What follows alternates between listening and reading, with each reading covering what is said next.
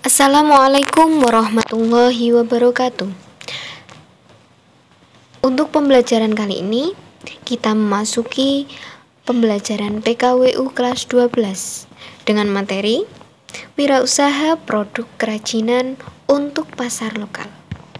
Nah, langsung saja kita memasuki poin yang A, yaitu tujuan pembelajaran.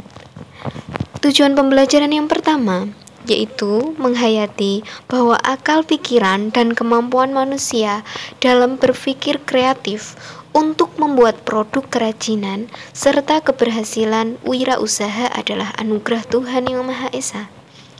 Nah, untuk yang kedua, menghayati perilaku jujur, percaya diri, dan mandiri serta sikap bekerja sama, gotong royong, bertoleransi, disiplin, bertanggung jawab, kreatif, dan inovasi dalam membuat karya kerajinan untuk pasar lokal guna membangun semangat usaha. Untuk yang ketiga, mendesain dan membuat produk serta pengemasan karya kerajinan untuk pasar lokal berdasarkan identifikasi kebutuhan sumber daya alam, teknologi, dan prosedur berkarya. Yang keempat, mempresentasikan, mempromosikan dengan pemilihan media yang tepat dan menjual karya produk kerajinan untuk pasar lokal dengan perilaku jujur dan percaya diri melalui penjualan. Dan yang terakhir, yaitu menyajikan wirausaha kerajinan untuk pasar lokal berdasarkan analisis pengelolaan sumber daya yang ada di lingkungan sekitar. Nah, jadi maksudnya gimana? Nah, untuk kita dapat menyajikan sebuah karya, itu kita pastikan terlebih dahulu kita mampu menganalisis, mampu memahami kebutuhan yang ada pada lingkungan kita. Nah, jadi kita dibutuhkan untuk pola pikir yang cekat. Nah, jadi kita tidak bisa asal misalkan kita ingin berwirausaha. Oh, saya mau jualan singkong keju misalkan. Nah, tapi apa yang terjadi? Ternyata sumber daya alam kita itu kurang di situ. Untuk memproduksi singkong itu sangatlah mahal di daerah kita. Nah, jadi apakah itu bisa memajukan bisnis kita, usaha kita di situ? Apakah bisa? Ya, itu nanti perlu pemikiran yang panjang. Nah, jadi diusahakan ketika kita membuat suatu produk atau ingin berusaha di suatu tempat, kita pastikan daerah tersebut. Nah, kita cari titik-titik kebutuhan yang sangat diperlukan oleh masyarakat sekitar, kita analisis. Itu perlu pembelajaran yang tepat dan benar. Jadi untuk orang pembisnis tidak hanya dia langsung ingin berbisnis, langsung ingin berjualan, enggak, tapi semua itu membutuhkan proses, membutuhkan pola yang tepat untuk mencapai sebuah tujuan atau misi. Jadi orang berbisnis itu punya goal itu apa? Tujuannya. Nah, misalkan step 1 saya harus menyiapkan misalkan saya harus mencari titik kebutuhan yang ada dalam lingkungan itu. Untuk titik kedua, misalkan saya sudah menemukan, saya analisis, saya inovasi produk karya saya, lalu saya akan membuat manajemen keuangannya, saya akan membuat manajemen pemasarannya, terus marketingnya saya harus gimana. Nah, itu kan harus dipikirkan. Jadi untuk berwirausaha itu membutuhkan waktu yang cukup baik atau manajemen yang cukup baik untuk mencapai sebuah tujuan tadi. Jadi tidak hanya langsung melangkah saja. Nah, semua harus ada stepnya. Untuk yang kedua, kegiatan wirausaha terbagi menjadi 3 bagian. Nah, untuk bagian yang pertama yaitu pembentukan organisasi dan pembagian tugas. Nah, jadi di sini persiapan organisasi itu tuh kita perlu merancang sebuah produk ya. Nah, tujuannya kan di situ. Karena tidak mungkin kita itu bisa bekerja sendiri. Nah, kenapa kita perlu organisasi? Itu namanya kerja tim. Jadi orang berwirausaha itu dia pasti punya tim sukses gitu loh. Nah, kegiatan wirausaha membutuhkan kerjasama dari beberapa pihak, baik internal maupun eksternal. Nah, hubungan baik antara wirausahawan dengan pemasok bahan baku, pekerja, dan pembeli harus terjaga. Nah, jadi kita harus saling menghormati, saling menjaga, tidak saling mengecewakan. Nah, karena itu hubungan dalam berwirausaha itu 3 unsur harus baik. Kita nggak bisa pisah dari salah satu tadi, 3 unsur tadi. Nah, lalu hubungan baik dapat terjaga dengan adanya rasa kepercayaan dan sikap saling menghargai. Kerjasama yang baik juga didukung oleh pembagian tugas yang adil dan sesuai dengan kompetensinya. Ya, yang pasti kita harus mencari seseorang itu yang sejalan, separtner. Nah, gak mungkin kita dalam satu organisasi yang satu ingin wirausaha singkong keju, yang satu pengen usaha keripik talas. Mungkin bisa sih kalau singkong keju sama keripik talas, nanti tinggal pengelolaannya. Nah, mungkin yang lebih jauh itu mungkin misalkan yang satu pengen usaha makanan, yang satu pengen usaha material, yang satu pengen usaha alat elektronik. Nah, itu kan sangat berbeda. Nah, itu perlu ada kesamaan dan sesuai dengan kompetensinya. Nah, terus pada kegiatan wirausaha, produk kerajinan akan dilakukan pembagian peran dan tanggung jawab. Nah, itu harus ada kerjasama, ada rasa tanggung jawab. Itu tidak bisa kita langsung semua kita yang handle, nggak bisa. Kita itu pasti membutuhkan orang lain. Nah, makanya kita itu butuh kerjasama. Nah, menetapkan target dan strategi. Nah, tadi ketika kita sudah punya organisasi atau tim dalam untuk mencapai sebuah tujuan dalam bisnis, nah kita harus menetapkan target dan strategi. Yang tadi target itu apa? Kita punya goal. Nah, orang usaha itu harus punya tujuan. Nah, misalkan saya pengen usaha apa tadi ya, singkong keju, tapi saya nggak tahu cara buat singkong keju itu seperti apa, terus buat singkong keju yang enak itu seperti apa, kita aja nggak tahu, ya nggak mungkin bisa tercapai. Nah, targetnya gimana? Misalkan target itu gini, oh di daerah sini itu penjual singkong banyak, petani singkong banyak. Nah, sayang kan kalau petani itu harus jual ke orang lain. Nah, lebih baik jual ke saya. Nah, kayak gitu. Saya akan memanfaatkan itu. Saya akan melobi petani untuk bisa kerjasama. Supaya apa? Biar dia bisa memasok singkongnya kepada perusahaan saya. Nah, misalkan kayak gitu target dalam menerima dalam produksi barang kayak gitu. Terus misalkan tidak cuma target, kita sebenarnya juga punya sasaran. Nah, sasarannya gimana? Oh, daerah sini itu banyak sekali remaja-remaja yang suka nongkrong. Oh, alangkah baiknya kalau kita itu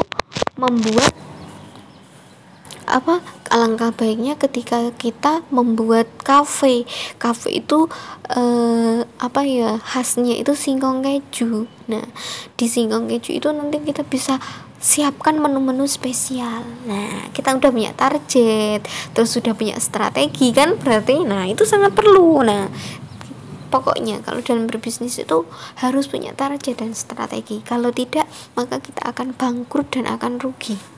Nah, membuat jadwal kegiatan ya tadi, kita membuat jadwal kegiatan itu gimana? Kita harus list kegiatan kita itu harus seperti apa, planningnya seperti apa. Misalkan hari ini saya harus pasok bahan dasarnya singkong, hari ini saya akan misalkan harus meeting untuk pembahasan menu, hari ini saya akan membahas tentang marketingnya seperti apa, sistemnya seperti apa, misalkan kafe itu desainnya seperti apa, itu harus dipikirkan dengan matang.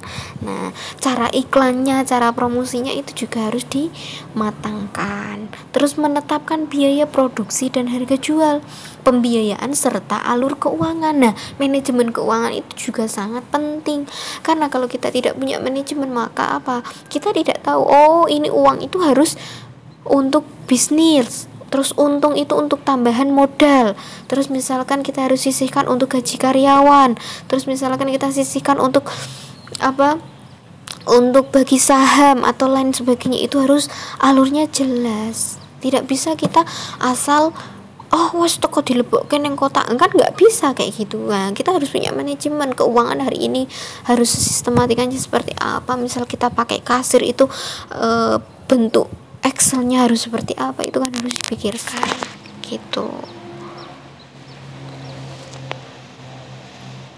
Nah, untuk tahap yang kedua, melakukan produksi. Nah, produksi ya tadi, produksi misalkan kita sudah punya bahan, terus kita harus mulai mengolah. Berarti kita butuh karyawan untuk sebagai transportasi untuk kita mengolah. Nah, kita kan nggak mungkin ngolah sendiri. Nah, sedangkan kita targetnya aja sudah punya kafe, kan kita harus punya karyawan. Kecuali kita itu masih pedagang pakai gerobak, itu nggak apa-apa. Kalau nggak kita online, terus kita masak sendiri, nanti kalau ada pesanan baru kita buat, itu bisa kalau kita pakai sendiri. Nah, itu nanti disesuaikan dengan plan tujuan kita masing-masing. Terus yang B, melakukan quality control. Nah, jadi kita setelah bahan itu sudah jadi, kita harus quality control. Kita lihat kualitasnya itu seperti apa. Tidak bisa kalau kita itu wis mateng, sudahlah pasti laku. Enggak, kalau kita memikirkan untuk kualitasnya, kita harus meneliti. Oh, teksturnya seperti ini, empuknya sudah pas, terus lelehan coklatnya, oh takarnya seperti ini, lelehan kejunya itu takarnya seperti ini misalkan. Nah, kayak gitu. Terus melakukan pengemasan. Nah, pengemasannya itu harus gimana? Nah, kalau kita targetnya sudah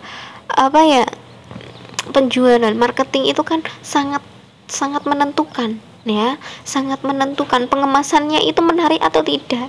Kalau kita jual singkong keju tapi buntelewe nggawa plastik seperapatan, nah, apakah laku? Nah, mungkin laku tapi kecil gitu. Nah, jadi gimana? Oh, ternyata pakai kardus, oh pakai mika, oh nanti kasih stiker, nah, kayak gitu. Oh, misalkan kalau tadi di restoran, oh ya sudah, nanti di piringnya modelnya seperti apa, tampilannya seperti apa, kan kita harus berpikir sampai ke situ.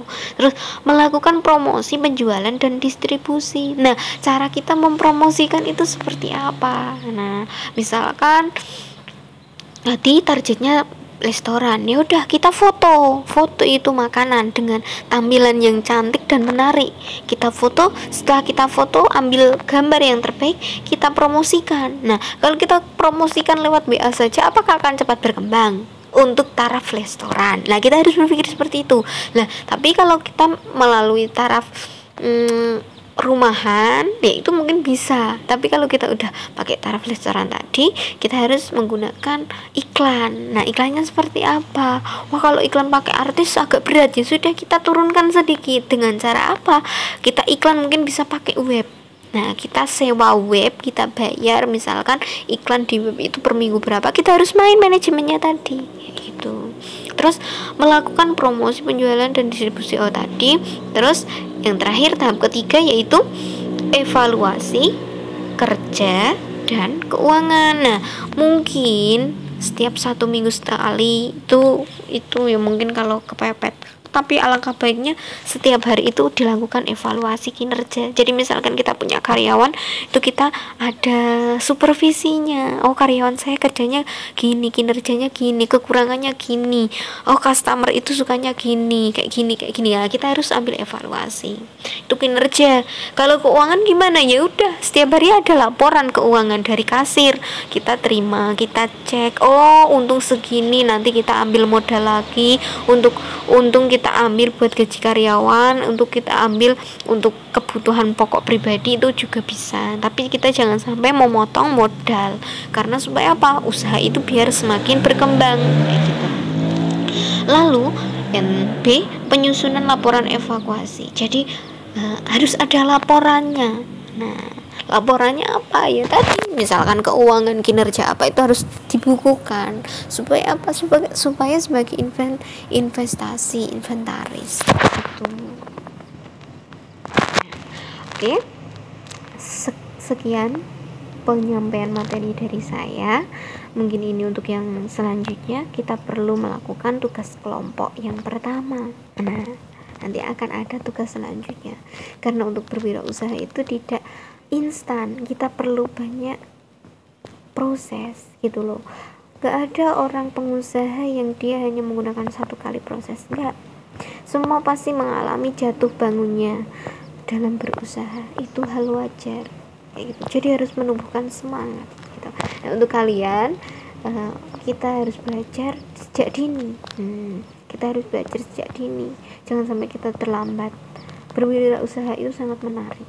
Apalagi dulu Rasulullah itu pekerjaannya adalah sebagai pedagang itu juga bisa disebut sebagai wirausaha gitu loh. Nah, oke, jadi tetap semangat ya, meskipun kita harus mengerjakan tugas, tapi kita harus semangat. Niatkan pengerjaan tugas ini sebagai latihan atau langkah awal kalian dalam melakukan sebuah wirausaha atau berbisnis. Oke, saya akan menjelaskan tugasnya. Yang pertama yaitu buatlah kelompok yang berisi 4 orang. Nah, kalian cari teman kalian, bebas. Nah, jadi kalian carilah fak kalian atau carilah bidang kalian yang sesuai dengan basic kalian, karena kan masing-masing orang itu memiliki fak atau memiliki basic yang berbeda. Nah, itu silakan kalian cari partner berwirausaha gitu yang sejalan gitu. Jadi tidak ada unsur pemaksaan. Untuk yang kedua, amati lingkungan sekitar dan kalian cari kebutuhan apa saja yang dapat dipenuhi oleh produk kerajinan. Identifikasi sebanyak-banyaknya kebutuhan yang ada di lingkungan dan pasar sekitar. Nah, jadi nih produk itu saya nggak harus mewajibkan untuk sebuah hanya makanan, harus kesenian, harus mungkin aksesoris, enggak, itu saya kembalikan kepada kalian. Silahkan kalian cari basic kalian ada di mana, terus kalian cari kebutuhan yang ada di masyarakat lingkungan sekitar kalian apa, terus di pasar itu seperti apa yang sekiranya bisa mendukung dan bisa mendorong keinginan kalian untuk berwirausaha. Itu saya kembalikan kepada kalian. Oke, untuk yang ketiga, diskusikan dengan teman kelompok kalian. Nah, setelah kamu sudah mencari permasalahan, silakan kalian diskusikan kepada teman kalian. Untuk apa? Untuk strateginya. Nah, tadi yang sudah saya sampaikan di materi sebelumnya gitu. Untuk yang keempat, setelah kalian mengamati dan mendiskusikan kepada kelompok, selanjutnya kalian buat laporan hasil pengamatan dan tindak lanjut untuk berwirausaha sebuah produk. Nah, yang sesuai dengan kebutuhan lingkungan dan pasar lokal sesuai dengan kebutuhan lingkungan kalian. Nah, gitu ya. Jadi diamati, didiskusikan, terus dibuat laporan. Laporannya sistemnya seperti apa? Nah, kalian manfaatkan teknologi. Nah, jadi formatnya seperti apa? Itu saya kembalikan kepada kalian, karena kalian itu punya kekreatifan masing-masing. Jadi saya tidak akan membatasi harus seperti ini. Nah, misalnya pun salah, itu nanti kita bisa belajar dari kesalahan gitu ya. Oke.